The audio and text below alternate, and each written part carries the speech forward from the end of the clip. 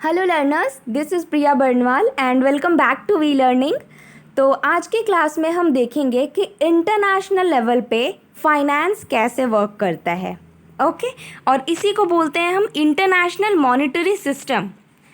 तो इसको हम डिटेल में देखेंगे ये क्या होता है और इसकी ज़रूरत ही क्यों पड़ी, इंटरनेशनल मॉनेटरी सिस्टम की ज़रूरत ही क्यों पड़ी कंट्रीज़ को, और इसके इवैल्यूएशन कैसे हुए। लाइक पहले हम गोल्ड रिजर्व्स रखते थे, उसके बेसिस पे एक्सचेंज रेट डिसाइड होता था, और अब आपका हो गया, मतलब इतने सारे चेंजेस के बाद फाइनली अब अपना हो गया है मार्केट फोर्सेस के बेसिस पे एक्सचेंज रेट डिसाइड होता है ना। तो इन सभी चीज़ों को हम डिटेल में देखेंगे आज की क्लास में। न्यू सिलेबस के अकॉर्डिंग बहुत इंपॉर्टेंट है ये टॉपिक, तो ध्यान से सुनना। और आप मेरे चैनल पे न्यू हो तो आप प्लेलिस्ट में जा करके और सारी क्लासेस भी ज़रूर देखो। बिजनेस फाइनेंस की पूरी प्लेलिस्ट पड़ी है, उनको ज़रूर लगाओ क्लासेस को। और अब तक भी चैनल को सब्सक्राइब नहीं करा है तो जल्दी से सब्सक्राइब बटन पे प्रेस करो, ऑल पे भी क्लिक कर लेना, सो दैट मैं जब भी न्यू वीडियोज़ लेकर आऊँ सबसे पहले नोटिफिकेशन आपके फ़ोन पे आए। Okay, so without further delay let's begin the class. चलो, तो इंटरनेशनल मॉनेटरी सिस्टम क्या होता है। तो कुछ रूल्स, कुछ सिस्टम सेटअप किए गए हैं। इसका मतलब है कुछ रूल्स, कुछ सिस्टम सेटअप किए गए हैं that govern the use and exchange of money around the world. कुछ रूल सेटअप किए गए हैं जिसके बेसिस पे मनी घूमता है ऑल ओवर वर्ल्ड में। ओके, मतलब कंट्रीज़ के बीच में किसके बेसिस पे आपका एक्सचेंज होता है मनी का, तो इसको बोलते हैं हम इंटरनेशनल मॉनेटरी सिस्टम। अब देखो, मैं अगर एग्जांपल से आपको समझाऊं, अब ये है इंडिया, ओके, और ये है यूएसए। अब इंडिया का तो आपको पता है हम किस में डील करते हैं, हमारा होता है रुपीज़, है ना। और ये जो है आपका यूएसए, ये डील करते हैं डॉलर में। अब करेंसीज तो दोनों की अलग अलग हैं, है ना। अब दोनों की करेंसीज अलग हैं तो दोनों डील कैसे करेंगे। अब दोनों को अगर इंपोर्ट एक्सपोर्ट करवाने हैं सामान, ओके, ट्रेडिंग करना है इंटरनेशनल लेवल पे, अब इन दोनों को ट्रेडिंग करना है तो एक कॉमन करेंसी होनी चाहिए ना। अब दोनों के पास इसके पास रुपीज़ है, इसके पास डॉलर है, फिर ये ट्रेडिंग कैसे करेंगे। तो इन सब बातों को ध्यान में रखते हुए आया अपना इंटरनेशनल मॉनेटरी सिस्टम, कि एक सिस्टम बना दिया जाए जिसके through finance all over the world deal हो सके, प्रॉपरली चल सके। ओके, नाउ क्या है, the international monetary system provides the institutional framework. ये एक इंस्टीट्यूशनल फ्रेमवर्क प्रोवाइड करता है, रूल्स प्रोवाइड करता है, जो डिटरमाइन करता है रूल्स एंड प्रोसीड्यूर्स को फॉर इंटरनेशनल पेमेंट, कि हम इंटरनेशनल लेवल पे पेमेंट कैसे करें। अब एक्सपोर्ट इंपोर्ट हो रहा है तो ऑब्वियसली पेमेंट तो होगा ही ना, राइट। तो पेमेंट होगा तो वो पेमेंट किस लेवल पे होगा, किस तरह से पेमेंट करेंगे, एक्सचेंज रेट कैसे डिसाइड होगा, कैपिटल की मूवमेंट कैसी होगी, लाइक लेबर अगर मूव कर रहे हैं एक जगह से दूसरे जगह जा रहे हैं, या फिर कैपिटल मशीनरी वगैरह मूव हो रही है, ओके। तो वो किस तरह से करेंगे हम, एक सिस्टम होना चाहिए, तो वो सिस्टम कहलाता है आपका international monetary system. Okay, now तो अब आपको नीड देख लेते हैं हम कि आखिर हमें आईएमएस इंटरनेशनल मॉनेटरी सिस्टम की ज़रूरत ही क्यों पड़ी। तो एक तो गुड्स सर्विसेज या कैपिटल अगर हमें डील करना हो इनके साथ, है ना, इनके साथ डील करना हो, गुड्स सर्विसेज कैपिटल, तो एक सिस्टम होना चाहिए जो इसको फैसिलिटेट करे, जो इसके प्रॉपर रनिंग में हेल्प कर सके, है ना। क्योंकि अब फ्री का तो गुड्स नहीं ना मिल जाएगा दूसरी कंट्री से, है ना, तो पेमेंट करने पड़ेंगे। तो इसके लिए आपका आईएमएस आया। Now the IMS seeks to contribute to stable and high global growth. अब इससे और क्या होता है, ग्लोबल ग्रोथ होता है, मतलब ग्लोबल लेवल पे ग्रोथ होता है, ओके, सारी कंट्रीज़ का, while currently fostering price and financial stability. Financial stability भी आती है। अब इंटरनेशनल ट्रेड हम करते ही क्यों हैं, फाइनेंशियल स्टेबिलिटी के लिए तो करते हैं ना, पूरे इंटरनेशनल बिजनेस में वही तो पढ़ा है हमने, है ना। नाउ अभी the IMS regulates the balance of payments, ये बैलेंस ऑफ पेमेंट भी रेगुलेट करता है। करंट अकाउंट कैपिटल अकाउंट के साथ डील करते हैं तो पैसे में ही तो होता है, करेंसी में ही तो होता है ना। तो इसके साथ डील करता है, which is an accounting device that records all transaction international transactions between a country and rest of the world. Balance of payment में हम सारे ट्रांजैक्शंस एंटर करते हैं ना, तो इसको रेगुलेट करता है आपका इंटरनेशनल मॉनेटरी सिस्टम। क्लियर? अब हमें नीड भी पता चल गई है। अब हम चलते हैं इवोल्यूशन पे, आखिर चेंजेस कैसे हुए, और सबसे ज़्यादा इंपॉर्टेंट इवोल्यूशन ही है। ओके, एग्ज़ाम में बहुत ज़्यादा चांसेस हैं क्वेश्चन आने के इवोल्यूशन से। तो इवोल्यूशन कैसे इंटरनेशनल मॉनेटरी सिस्टम इवोल्यूट हुआ, कैसे चेंजेस आए, तो सबसे पहले था अपना बायमेटालिज्म। बिफोर 1875, 1875 से पहले था बायमेटलिज्म। अब ये क्या है ये हम आगे देखेंगे, पहले एक गो थ्रू कर लो, थोड़ा सा बस ओवरव्यू ले लेते हैं। तो बायमेटलिज्म के बाद आया आपका क्लासिकल गोल्ड स्टैंडर्ड, जो आपका 1875 से 1914 1914 तक रहा। फिर इंटरवॉर पीरियड आया, देन ब्रेटन वुड सिस्टम आया, then flexible exchange rate regime, जो कि 1973 से प्रेजेंट सिनेरियो तक चल रहा है। अभी जो चल रहा है ना अपना, वो है flexible exchange rate regime. Okay, चलो तो अब एक एक करके देखते हैं क्या है ये सारी चीज़ें। हाँ देखो, अब बायमेटलिज्म क्या है। अब आप अगर इसको ब्रेक करो ना, वर्ड को ब्रेक करके समझने की कोशिश करो, तो बाई का मतलब क्या होता है, बाई का मतलब होता है टू, है ना, दो। मेटालिज्म मेटल, तो वो सिस्टम जो दो मेटल्स के साथ डील करता है। ओके, तो बायमेटालिज्म कब आया था, तो ये आपका 1870 से पहले था। एंड इसमें क्या होता था, दो मेटल के साथ डील करते थे हम, या तो गोल्ड या सिल्वर कॉइन्स के साथ डीलिंग होती थी। ओके, मतलब पेमेंट करने के लिए इंटरनेशनल लेवल पे पेमेंट करने के लिए दो चीज़ें यूज़ होती थी, दो मेटल्स। वो कौन से दो मेटल्स थे, एक तो गोल्ड था और दूसरा सिल्वर था। ओके, अब देखो ये काम कैसे करता था, तो एक एग्जाम्पल से समझते हैं। अब ये है आपका अपना इंडिया। ओके, ये है इंडिया। अब ये है अपना यूके, ठीक है, और ये है अपना फ्रांस। अपना नहीं है, ओके, लेकिन ये है फ्रांस, अपना तो इंडिया है, और ये है यूके। ठीक, अब फ्रांस के पास ना, अच्छे से ध्यान से सुनना एग्जाम्पल को। अब फ्रांस के पास गोल्ड भी है और सिल्वर भी है, ठीक, और यूके के पास सिर्फ गोल्ड है, ठीक है, और इंडिया के पास क्या है, सिर्फ सिल्वर है। अब क्या है, अब यूके को फ्रांस के साथ अगर ट्रेडिंग करनी है, तो हाँ, फ्रांस के पास तो गोल्ड भी है, तो यूके फ्रांस के साथ भी डील कर सकता है इजीली, है ना, क्योंकि फ्रांस के पास गोल्ड है, तो गोल्ड और गोल्ड में तो डीलिंग हो ही सकती है। ठीक है, मतलब सेम करेंसी हो गई इन दोनों के पास। अब इंडिया के पास सिल्वर है और फ्रांस के पास भी सिल्वर है, तो इंडिया और फ्रांस भी इजीली डील कर सकते हैं ना, क्योंकि सेम करेंसी हो गई। अब सोचो अगर यूके को इंडिया के साथ डील करना हो तो कैसे करेगा, है ना। अब इंडिया और यूके को कुछ भी सामान इंपोर्ट कराने हो या एक्सपोर्ट कराने हो तो ये कैसे करेंगे, तो इसके लिए इनको फ्रांस के पास जाना पड़ेगा। ये पहले फ्रांस से अपनी करेंसी एक्सचेंज कराएगा, मतलब गोल्ड के बदले सिल्वर दे दो आप मुझे, फिर मैं इंडिया को के साथ डील करूँगा, ऐसा बोलेगा यूके। ये करना होगा। तो ये प्रॉब्लम हो रही थी। अब आप सोचो अगर फ्रांस रहे ही नहीं, ठीक है, फ्रांस है ही नहीं, और इंडिया और यूके को ट्रेडिंग करनी हो, तो फिर तो बेचारे नहीं कर पाएंगे ना, क्योंकि इसके पास सिल्वर है, इसके पास गोल्ड है। अब दोनों की करेंसी अलग अलग है, तो फिर ये डील कैसे करेंगे।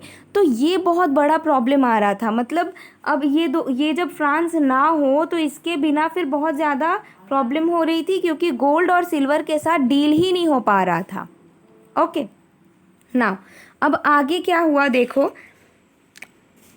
The exchange rates among currencies were determined by there gold और सिल्वर कंटेंट्स। अब एक्सचेंज रेट किसके बेसिस पे डिसाइड होती थी, तो गोल्ड और सिल्वर कितना है आपके पास उसके बेसिस पे डिसाइड होती थी। हमने एग्जाम्पल से भी समझा है ना। अब कुछ कंट्रीज़ के पास ना या तो सिर्फ गोल्ड होगा या सिर्फ सिल्वर होगा, तो इससे भी प्रॉब्लम हो रहा था। अब इससे मेन प्रॉब्लम क्या अराइज हुआ वो समझो। हमने क्या देखा कि जो फ्रांस है, फ्रांस के पास गोल्ड और सिल्वर दोनों है ना, और कुछ कंट्रीज है जिसके पास सिर्फ गोल्ड है। अब ये क्या हो रहा है, इसके पास, जिसके पास दोनों चीज़ें हैं, मतलब बाईमेटालिज्म जिसके पास है वो तो दोनों के साथ डील कर ले रहा है, लेकिन फिर होता क्या था, गोल्ड की वैल्यू ज़्यादा हो रही थी। ओके, मोस्टली लोगों के पास गोल्ड है, तो फिर गोल्ड बढ़ता गया, गोल्ड इतना ज़्यादा बढ़ गया कि लोग फिर सिल्वर को इग्नोर करने लग गए। ओके, अब फ्रांस का ही अगर एग्जांपल ले लो तो ये सिर्फ फ्रांस गोल्ड के साथ डील करने लग गया, और सिल्वर को कम थी सिल्वर, और सिल्वर के साथ डील करने वाले लोग भी कम थे, तो सिल्वर को इग्नोर ही करता चला गया। अब इसके पास भी सिर्फ और सिर्फ गोल्ड बच गए, और दूसरी कंट्री है एक, तो उसके पास सिर्फ और सिर्फ सिल्वर बच गई, तो फिर से कंट्रीज़ के पास एक एक करेंसी ही रह गई। मतलब सिर्फ गोल्ड रह गया एक कंट्री के पास, और दूसरी कंट्री के पास सिर्फ और सिर्फ सिल्वर रह गया। अब इसके बाद फिर इनको डीलिंग करने में प्रॉब्लम आने लग गई। तो क्या होता था, इसी के वजह से बोला गया कि ये अनस्टेबल हो रहा है। ओके, अच्छे से काम ही नहीं कर पा रहा, मतलब किसी के पास ज़्यादा है तो किसी के पास कम है, लोग अच्छे से डील ही नहीं कर पा रहे हैं, ये हो रही थी प्रॉब्लम। तो अनस्टेबल बोला गया बाईमेटालिज्म सिस्टम को। ओके, अब ड्यू टू ग्रेशम्स, अच्छा ये ग्रेशम्स होगा, ओके, GRESHAM होगा। Okay, Gresham's law, due to Gresham's law that is bad money drives away good money. Gresham ने क्या बोला कि जो बैड मनी है वो गुड मनी को ख़त्म करता जा रहा है। अब इसके वजह से क्या हो रहा है, यूनिमेटालिज्म हो रहा है। अब इनके बोलने का मतलब क्या था, जो बैड मनी है ना, बैड मनी का मतलब है आपका अबंडेंट करेंसीज, मतलब वो चीज़ें जो बहुत ज़्यादा हैं आपके पास, जैसे गोल्ड, मैंने फ्रांस के एग्जांपल में बोला आपको, तो गोल्ड बहुत ज़्यादा होता जा रहा था।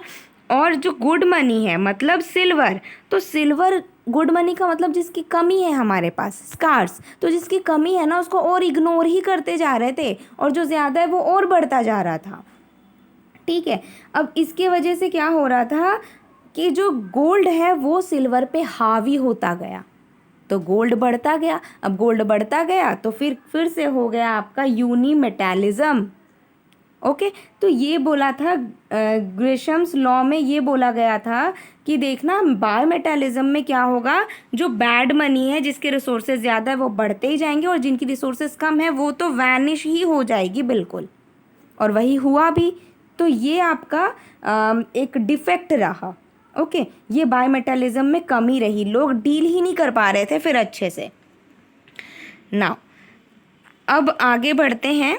तो अब इसी चीज़ को ख़त्म करने के लिए आया क्लासिकल गोल्ड स्टैंडर्ड, क्योंकि मैंने बोला गोल्ड तो बढ़ता जा रहा था लोगों के पास, तो लोगों ने सोचा चलो छोड़ो सिल्वर को, अब तो हम सिर्फ और सिर्फ गोल्ड में ही डील करेंगे। ओके, तो इन्होंने गोल्ड पे डील करने का सोचा।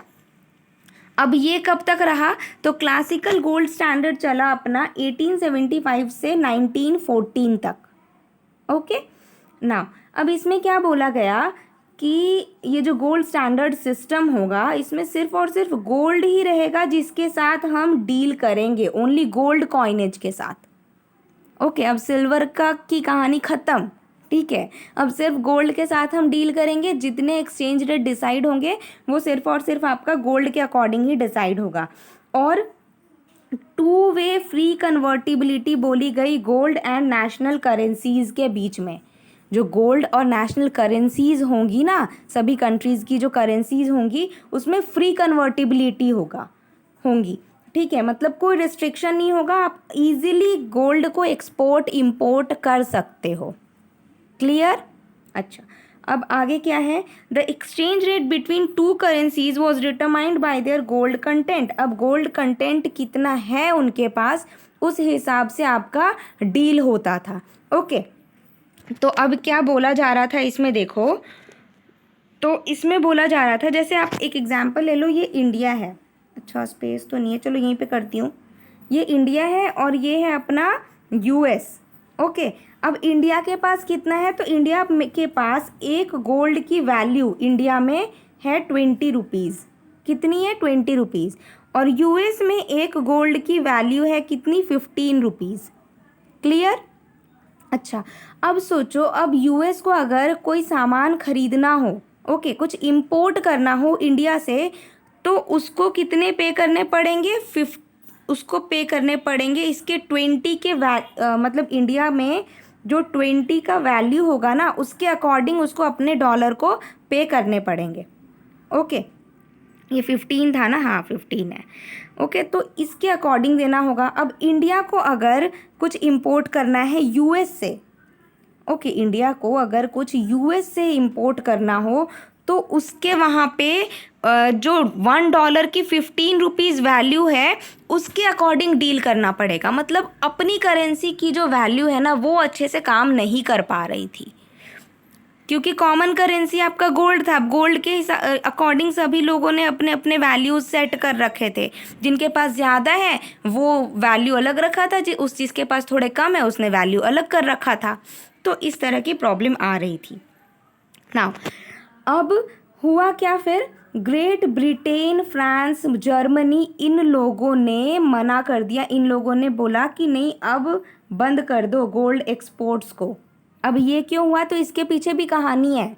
इन्होंने एकदम से बोला कि नहीं, अब गोल्ड एक्सपोर्ट ही बंद कर देंगे, मतलब गोल्ड बाहर जाएगा ही नहीं मेरी कंट्री से। अब गोल्ड बाहर नहीं जाएगा मतलब ये कुछ इंपोर्ट ही नहीं करेंगे, ना इंपोर्ट करेंगे, ना पैसे देने पड़ेंगे, ना मतलब गोल्ड देने पड़ेंगे।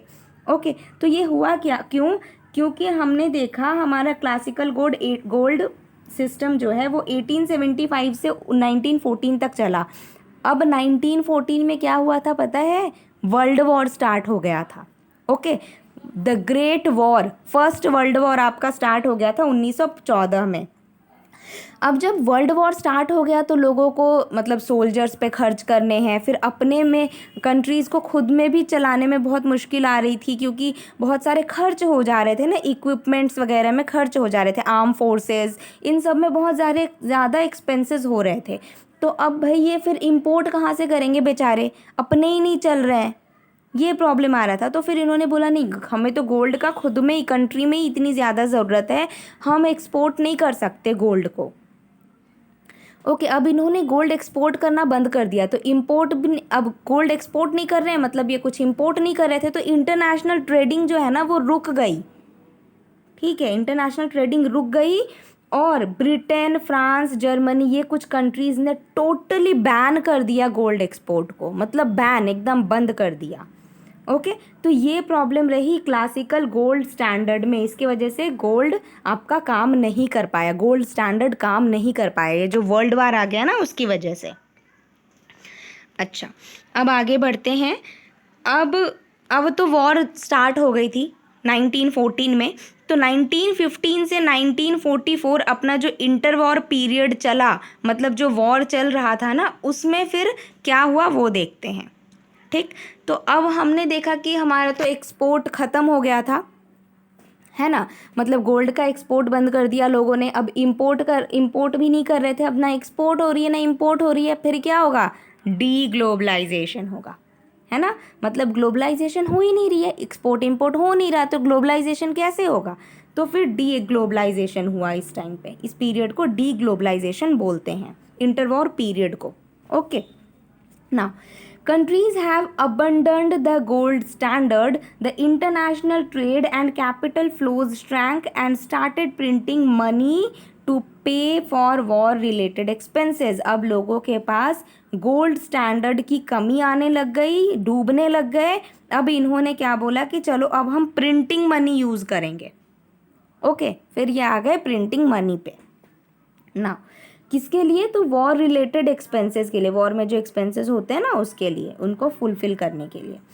Now during this period US replaced Britain as the dominant financial power of the world. अब बहुत बड़ा चेंज आया वर्ल्ड वॉर में। क्या हुआ इस पीरियड में, पहले से तो ब्रिटेन आगे चल रहा था, यूके बहुत आगे चल रहा था, लेकिन फिर प्रॉब्लम क्या आई कि यूएस अब रिप्लेस कर दिया ब्रिटेन को, यूएस आगे आ गया। यही टाइम था ना जब यूएस आगे आया था, और अभी तक देखो आगे ही है। ठीक है, तो यूएस रिप्लेस कर दिया ब्रिटेन को, क्योंकि फाइनेंशियल पावर ज़्यादा थी इसके पास। Clear. Now the US return to a gold standard in 1919, और फिर से यूएस आ गया गोल्ड स्टैंडर्ड पे 1919 में, क्योंकि यूएस के पास गोल्ड थे तब। ओके, यूएस के पास तब भी अच्छे खासे गोल्ड थे उस टाइम, तो ये फिर से गोल्ड स्टैंडर्ड सिस्टम पे ही वापस आ गया। ठीक है, क्योंकि उस टाइम इनको कुछ समझ नहीं आ रहा था, एकदम से सारी चेंजेस हुई, तो फिर से ये गोल्ड स्टैंडर्ड अपना कर बैठ गए। नाउ अब यहाँ हुआ आपका sterilisation of gold. Okay, sterilisation of gold का मतलब क्या है? मीन्स जो गोल्ड होंगी ना, जो गोल्ड इन्होंने रखा कि गोल्ड स्टैंडर्ड चलाएंगे, तो इन्होंने लेकिन उसमें ये बोला कि जो गोल्ड होंगे वो उनकी वैल्यू, करेंसीज, जो कंट्री की करेंसी की वैल्यू होगी उसको अफेक्ट नहीं करेगी। मतलब जितना एक करेंसी के पास वैल्यू है ना वो, और जो एक करेंसी की एक कंट्री की करेंसी है, एक्सचेंज रेट सिस्टम है, उसको गोल्ड की वैल्यू से कोई असर नहीं पड़ेगा। क्लियर? अच्छा, ये बोला गया। अब कैसे नहीं असर पड़ेगा वो जब आगे पढ़ोगे ना तो समझ आएगा। आगे चलते हैं अब। ठीक है, चलो। अब फिर आया आपका क्या? Brayton Wood system. Brayton Wood system आया, कब से कब तक आया? तो 1945 से 1972 तक। अब ब्रेटन वुड सिस्टम करा है ना हमने इंटरनेशनल बिजनेस में। अब उसमें तो 2 बॉडीज़ निकली थी, कौन कौन सी? IMF and IBRD, world bank, है ना। तो ये 2 बॉडीज़ आपकी ब्रेटन वुड सिस्टम में आई थी। अब ब्रेटन वुड सिस्टम में हुआ क्या था? तो 1944 में 44 नेशंस मिले थे ब्रेटन वुड में। ब्रेटन वुड न्यू हैम्पशायर में 44 नेशंस मिले। ओके, कब? 1944 में मिले, और उन्होंने एक post war international monetary system को लागू किया। ओके, प्रपोज किया, डिज़ाइन किया। किसको? Post war international monetary system. Post war मतलब वो वॉर के बाद, इसलिए इस तरह से नाम दिया गया, post war international monetary system लाया गया। Now this system advocated the adoption of an exchange standard that included both gold and foreign exchange. अब इसमें इन्होंने दोनों चीज़ों की बात कही, कौन कौन सी? Gold and foreign exchange, gold भी और फॉरेन एक्सचेंज भी, दोनों को इन्होंने वैल्यू दिया, दोनों की बात करी गई। अब इसमें हुआ क्या? तो under this system each country established a par value in relation to the US dollar which was pegged to gold at $35 per ounce. अब इतना बोलकर निकल गई मैं, कुछ नहीं समझ में आएगा। चलो एग्जाम्पल से समझते हैं। अब मतलब रियलिटी जो हुआ था तब उससे समझते हैं। देखो हुआ क्या ना, कि US के पास तो बहुत गोल्ड था तब भी, है ना। तो तब क्या बोला गया कि जो US है सिर्फ अब वही सबसे स्ट्रॉन्ग कंट्री है, जितनी कंट्रीज़ हैं उन सब में वर्ल्ड में आपका US स्ट्रॉन्ग है ना। तो फिर बोला गया कि अब गोल्ड के साथ सिर्फ US ही डील करेगा। ओके, तो गोल्ड की जितनी वैल्यू होगी, ओके, 1 गोल्ड की जितनी वैल्यू होगी वही US डॉलर की वैल्यू मानी जाएगी, और US डॉलर मतलब US के डॉलर की वैल्यू मानी जाएगी, और जो उसकी डॉलर की वैल्यू होगी ना, उसी के अकॉर्डिंग दूसरे कंट्रीज़ के करेंसी की वैल्यू डिसाइड होंगी। ओके, तो US की डॉलर पेग की गई 35 पर आउंस पे। ठीक है, मतलब 1 गोल्ड की वैल्यू वहाँ पे जितनी थी उसके अकॉर्डिंग US डॉलर की वैल्यू पेग की गई $35 आउंस पे, और इसके अकॉर्डिंग जो आपका सेट किया गया ना 35 पर आउंस, उसके अकॉर्डिंग फिर अदर कंट्रीज़ की करेंसी की वैल्यू डिसाइड हुई। समझ आ गया? नाउ अब हुआ क्या? अब इस कंडीशन में, this condition was often coined the Triffin paradox. अब इस कंडीशन में ना एक नया वर्ड निकल कर आया, ट्रिफिन पैराडॉक्स। अब इसमें हुआ क्या देखो, अब बोला गया कि US डॉलर पे पेग होंगे, मतलब सबकी डिसाइड होगी US डॉलर पे, तो फिर लोगों को एक्सचेंज करने के लिए मतलब US डॉलर रखना होगा। मॉनेटरी एक्सचेंज के लिए इंटरनेशनल लेवल पे अगर एक्सचेंज करना है, पेमेंट करना है, तो लोग US डॉलर यूज़ करेंगे, यही बोला गया। तो अब US डॉलर यूज़ करेंगे तो सब करेंसी, सभी कंट्रीज़ के पास US डॉलर होना भी तो चाहिए, तभी तो करेंगे डील।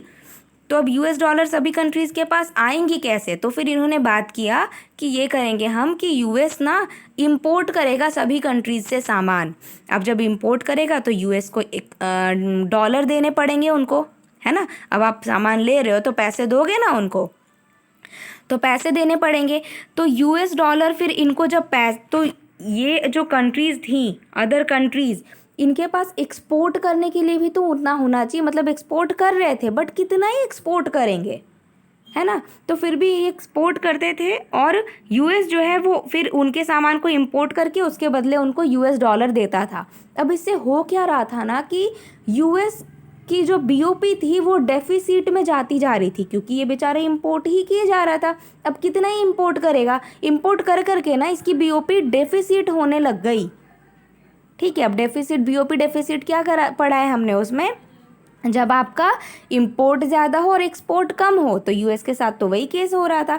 तो अब ये बेचारा थक हार गया, बोला नहीं अब नहीं होगा, मैं तो सिर्फ इंपोर्ट कर रहा हूँ, मैं तो डूब रहा हूँ और ज़्यादा। ये प्रॉब्लम आ गई अब इसको। तो इसी को बोलते हैं हम Triffin paradox. Clear? Now, eventually in the early 1970s, the gold exchange standard system collapsed because of this reason. In reasons के वजह से फिर finally आपका ये सिस्टम भी कोलैप्स हो गया। अब इस सिस्टम को बोलते क्या है? ब्रेटन वुड्स सिस्टम में ये चीज़ें आई, लेकिन इसको एग्जैक्टली बोलते क्या है? तो gold exchange standard system. Note down कर लो, गोल्ड स्टैंडर्ड सिस्टम अलग था, लेकिन ब्रेटन वुड में आया अपना क्या? Gold exchange standard system. Clear? Now अभी इसमें और क्या हुआ? The international Monetary fund created a new reserve asset. अब यूएस पे तो बहुत ज़्यादा बर्डन आ गया था, है ना। यूएस डॉलर पूरा, अब कितना ही लोग यूएस डॉलर यूज़ करेंगे, बहुत ज़्यादा बर्डन आ गया यूएस पे। तो इसके लिए ना इंटरनेशनल मॉनेटरी फंड क्रिएट करा गया, ने क्रिएट करा क्या? न्यू रिजर्व एसेट, जिसको हम स्पेशल ड्राइंग राइट्स बोलते हैं। अब इस पे तो बता रखा है मैंने, बहुत ज़्यादा डिस्कस नहीं करेंगे इसको। बस स्पेशल ड्राइंग राइट्स क्या किया गया है? न्यू रिजर्व एसेट्स रखे गए, जिसमें कुछ कंट्रीज़ के एसेट्स, कुछ कंट्रीज़ की करेंसीज़ को वैल्यू दी गई। ओके, लाइक अभी अपना ऐड हुआ नया नया चाइना, उसमें SDR में, है ना, चाइनीज़ युआन ऐड हुए हैं। तो ये क्यों ऐड किया गया? ये जो कंट्रीज़, ये जो करेंसीज़ आई, SDR में करेंसीज़ रखते हैं हम। ओके, कुछ जो अच्छी कंट्रीज़ होती हैं, जो डेवलप कर रही हैं, उन कंट्रीज़ के करेंसीज़ को इसमें रखे जाते हैं। तो ये क्यों लाया गया? To ease the pressure on the dollar पे जो बहुत ज़्यादा प्रेशर बन रहा था ना, उसको कम करने के लिए लाया गया। Which was the central reserve currency. और ये आपका सेंट्रल रिजर्व करेंसी के रूप में डॉलर ही काम कर रहा था, लेकिन स्पेशल ड्राइंग राइट्स के रूप में और भी करेंसीज को लाया गया था। क्लियर? अब ब्रेटन वुड सिस्टम वाला फंडा क्लियर हो गया। तो ये प्रॉब्लम, ये जो ट्रिफिन पैराडॉक्स हुए ना, इसकी वजह से ये आपका ब्रेटन वुड सिस्टम कोलैप्स हो गया, ख़त्म हो गया, काम नहीं कर पाया ना। अब हम देखते हैं अब क्या आया अपना फ्लेक्सिबल एक्सचेंज रेट। ठीक है, जो अभी अपना चल रहा है। मतलब फाइनली लोगों को बुद्धि आई, लोगों ने बोला नहीं भैया अब हम गोल्ड में नहीं डील कर सकते। ठीक है, गोल्ड से बहुत सारी प्रॉब्लम हो रही हैं। ठीक है, तो अब सोना छोड़ दो, सोना मतलब नींद वाला नहीं, गोल्ड छोड़ दो। ओके, तो अब किस में डील करेंगे फिर? अब किसके थ्रू हमारा एक्सचेंज रेट डिसाइड होगा? तो अब बोला गया कि मार्केट फोर्सेस के अकॉर्डिंग एक्सचेंज रेट डिसाइड होगा। ओके, मतलब demand and supply in the market. Market में कितना डिमांड चल रहा है, कितनी सप्लाई चल रही है, मतलब इन्फ्लेशन एंड डिफ्लेशन। ओके, तो उन हिसाब से फिर अपना डिसाइड होगा एक्सचेंज रेट। ठीक, अब हुआ क्या? European and Japanese currencies free floating currencies बन गई 1973 में। क्या हुआ? ये जो आपके free float Japanese and European currencies थी ना, वो फ्रीली फ्लोट करने लग गई इंटरनेशनल लेवल पे। ठीक ना, अब ये जो आपका हुआ चेंज आया ना, आपका फ्लेक्सिबल एक्सचेंज रेट रिजाइम, तो ये कब हुआ, रेटिफाई कब हुआ? 1976 में by IMF, International Monetary Fund के द्वारा। आपका यहाँ इसके जो IMF के मेंबर्स थे ना, इन लोगों ने मीटिंग करी जमाइका में, जिसको हम जमाइका एग्रीमेंट भी बोलते हैं। तो जमाइका में इन्होंने मीटिंग करी और इसको रेटिफाई करा, बोला नहीं अब हम फ्लेक्सिबल एक्सचेंज रेट सिस्टम लेकर आएंगे। क्लियर ना? The agreement stipulated that central government banks है central banks of respective countries could intervene in the exchange markets to guard against unwarranted fluctuations. बहुत ज़्यादा फ्लक्चुएशंस हो रहे थे तो फाइनली इसको लेकर आया गया। अब गोल्ड को डीमोनेटाइज कर दिया गया, मतलब गोल्ड को टोटली ख़त्म कर दिया गया, क्योंकि गोल्ड में अब हो ही नहीं रही थी, डील नहीं कर पा रहे थे लोग, तो फाइनली गोल्ड को ख़त्म कर दिया गया। गोल्ड में अब डील नहीं होंगे। ओके ना, अब हुआ क्या, और तो जो इससे पहले जो ब्रेटन वुड सिस्टम में क्या था, गोल्ड रख रहे थे सभी कंट्रीज़ अपने पास, है ना। तो जो गोल्ड डिपॉजिट थे ना आईएमएफ आपका इंटरनेशनल मॉनेटरी फंड में जो गोल्ड रिजर्व्स थे ऑलरेडी सभी कंट्रीज़ के, तो फिर फ्लेक्सिबल एक्सचेंज रेट सिस्टम जब आया तो बोला गया कि अब सभी कंट्रीज़ को उनके गोल्ड वापस कर दो। ठीक, वापस कर दिए गए। और जो गोल्ड फिर भी बच गए ना, तो जो बच गए वो आपके लीस्ट डेवलप्ड कंट्रीज़ में लगाए गए, मतलब प्रेफरेंस दिया गया। बच क्या गए, मतलब जितने लिए थे उतने तो देने ही पड़ेंगे, फिर क्या ही बचेंगे, लेकिन फिर भी इन्होंने थोड़ा इनको वैल्यू दिया लिस्ट डेवलप्ड कंट्रीज़ को कि अब इनको हम थोड़ा और बढ़ाएं। तो गोल्ड जो था ना वो इनके ऊपर खर्च किया गया। ओके, इनके डेवलपमेंट, इनके ग्रोथ के लिए गोल्ड को खर्च किया गया फाइनली। ठीक, तो यही अपना अभी तक चल रहा है फ्लेक्सिबल एक्सचेंज रेट सिस्टम, जो हम डील करते हैं, जिसमें डॉलर के साथ डील होता है अपना। अब लाइक $1 की कितनी वैल्यू है रुपी में, है ना, ये सारी चीज़ें हम देखते हैं। तो ये था अपना flexible exchange rate system. I hope आपको क्लास अच्छी लगी हो, अच्छे से समझ आ गया हो सारा कुछ। और क्लास अच्छी लगी हो तो प्लीज़ लाइक करके जाना, बिना लाइक किए मत जाना, लाइक करो। और चैनल को अब तक भी सब्सक्राइब नहीं किया तो जल्दी से सब्सक्राइब कर लो, बेल बटन पे प्रेस करके ऑल पे भी क्लिक कर लेना, so that notifications time to time मिलती रहें। ओके, और अपने फ्रेंड्स के साथ ज़्यादा से ज़्यादा शेयर करो वीडियोस को, सो दैट वो भी इन फ्री क्लासेस का बेनिफिट ले सके, उनकी भी नेट की प्रिपरेशन बेस्ट हो सके, है ना। अच्छा, अब जो ये पीडीएफ्स है ना, ये पीडीएफ्स आपको कहाँ मिलेंगे, तो मेरे telegram channel target net JRF with we learning करके सर्च करो, वहाँ से आपको मेरे सारे पीडीएफ्स मिल जाएंगे।